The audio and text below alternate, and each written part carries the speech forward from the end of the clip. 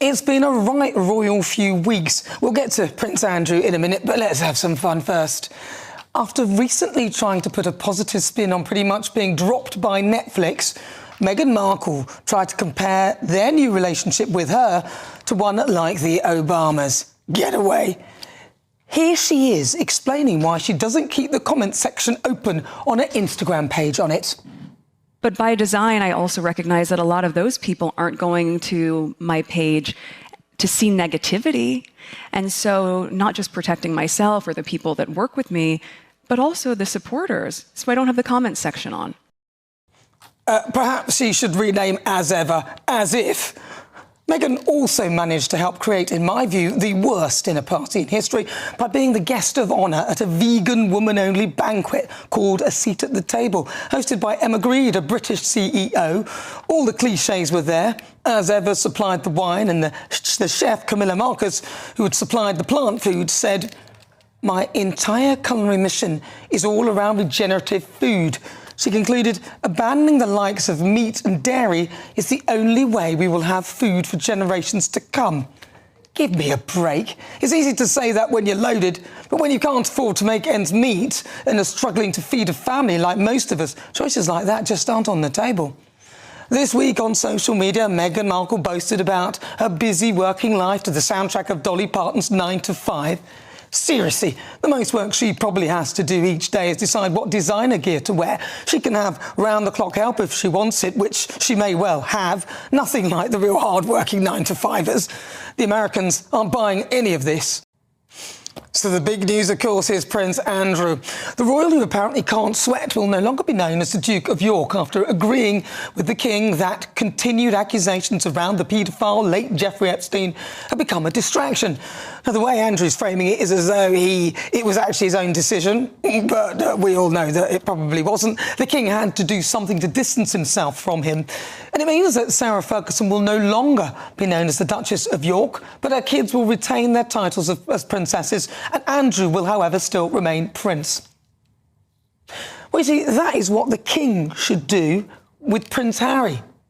That way, Meghan Markle will no longer be the Duchess of Sussex, a place she is unlikely to visit, as by all accounts she has refused to set foot in the UK ever again. Not even sure she actually knows where Sussex is. The tension inside the royal family has hit a breaking point. Calls are now growing louder for King Charles to take decisive action to strip Prince Harry and Meghan Markle of their royal titles, once and for all. Many are saying, if Prince Andrew faced consequences, why haven't they? Today, we're diving deep into this explosive debate, one that could change the future of the monarchy forever. Across the United Kingdom and even beyond, voices are rising. Political commentators, royal experts, and members of the public are demanding accountability. The argument? Meghan and Harry have profited off their royal connections while relentlessly criticizing the very institution that gave them fame and privilege. Many feel it's time for King Charles to show that titles come with duty, not just drama. The situation becomes even more charged when compared to Prince Andrew, a man who lost his royal duties and public standing after scandal. If Andrew can be stripped of his privileges, critics argue, why not Harry and Meghan? Royal author Angela Levin says, it's hypocrisy to punish one royal for shame and ignore another for betrayal. And the pressure on the king to act fairly is intensifying by the day. But for King Charles, it's not that simple. Stripping his own son and daughter-in-law of their titles would be an unprecedented act, one that could tear the family apart even more. Palace aides reportedly warn that such a move could make reconciliation impossible. Yet others insist the longer the king hesitates, the more damage the monarchy suffers in the eyes of the public.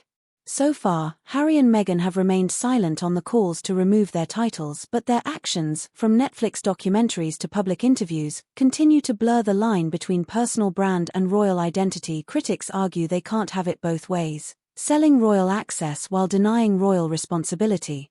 And for King Charles, that hypocrisy is becoming impossible to ignore.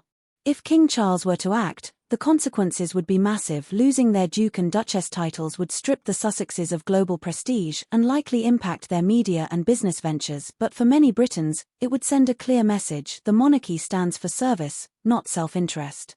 King Charles now faces the ultimate royal test: family loyalty versus public duty. Can he afford to stay silent, or is decisive action the only way to restore public trust?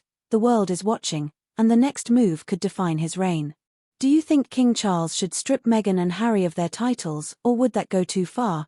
Let me know what you think in the comments below. Don't forget to like, subscribe, and stay tuned for more royal updates and deep dives into the House of Windsor. Well, I'm joined now by royal commentator Jack Stooks. Jack, am I being totally unfair?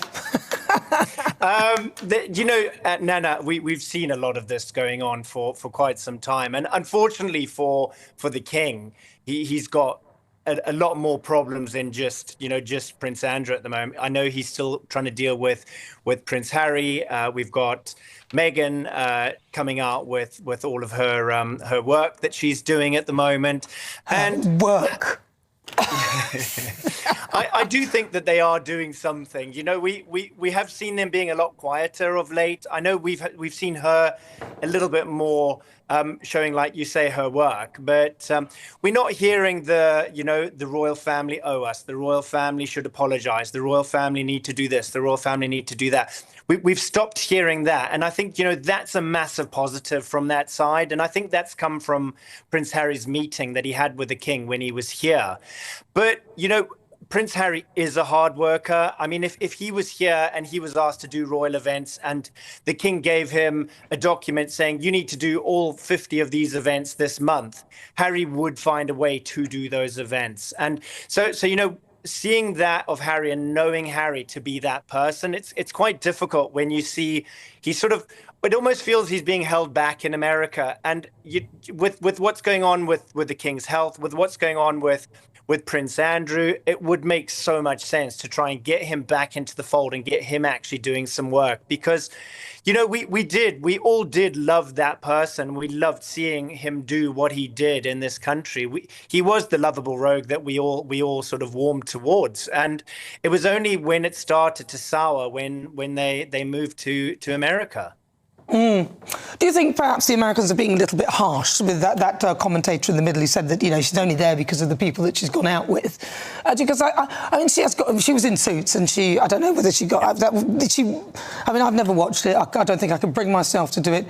But do you think the Americans are being a little bit harsh on her? No, I think that we all have at times been quite harsh on them. I mean, if we look at what exactly have they done wrong, and we sort of say, what exactly have they done? They aren't emailing a paedophile, a known paedophile, after they've saying that they've stopped. They're not doing things like that. They're not having questionable money problems going on with their charities. And, those are the kind of things that I think is why Prince Andrew's decided, I better step back before I'm pushed. And not just that, I think there's worse to come with the Prince Andrew scandal. Wow. Yeah. Wow, I mean, it's pretty bad already, but I dread to think what worse. We shall wait and see what happens in time. But if we come back to Meghan and Harry, some people might say that they are working hard to pay their own way, do their own thing, and that literally everything they seem to do is criticised. Do you think that's that people are really unfair to the pair of them, given that they walked away from the royal family and they are trying to pay their own way? I do think there was a time when people were a lot more harsh on them. I think that harshness has gradually sort of worn off a little bit. But, any publicity for this family at the moment is good publicity. So I think as how Meghan sees it, any publicity is great. She's turned off all of her opinions on all her social media. Now, I don't think it's quite why she's turned them off as to the reason she's given. I think she just doesn't like seeing negativity. And I do feel that with any brand, with me doing this interview, if I go and look on my social media, there'll be some people saying, oh, great article, or some people saying, oh, I can't believe a sellout is telling his story. And, that is life. That is what we're allowed. We're allowed our opinions. And I think opinions are great to have, and hence why we're all on this show. Well, that's fair enough, as long as she can take them. But she can't, obviously, because she switches off the comments. If people always say to me, oh, you're a sellout, you're this, they do exactly the same to me. But I either respond to some of them if I think I can just have a laugh with them, or I just ignore them because I can't be bothered. These people would probably never say it to my face. And, hey, this is the world we live in. I can take it. I'm a big girl. You know, some of them I think is quite funny. Some of them I would even agree with them when they're having a go at me. Do you know what I mean? But so, what do you think is next then? If Prince Andrew is no longer going to be able to use the HRH, it's not legally binding, mind. What do you think's next for him? What can he do? How can he make money? How's he going to survive? No, they've got their fingers in a lot of pies. That the book entitled, it goes into so much more detail of what's going on with all of their businesses, with all the charities, with all the questionable money and where it's Is he going. releasing a book, or is that the one with Virginia? Which entitled? I haven't heard that one. Entitled by Andrew Lowney. It's not been out long, but there's a lot of information in that book, and some of the stuff will shock you. You know, even though it's been in the press in the past, it's just been redrawn out. There's been a lot more interviews done, and there's a lot more, I think, going on. I think that book hasn't helped Prince Andrew. I don't think it's helped Sarah Ferguson.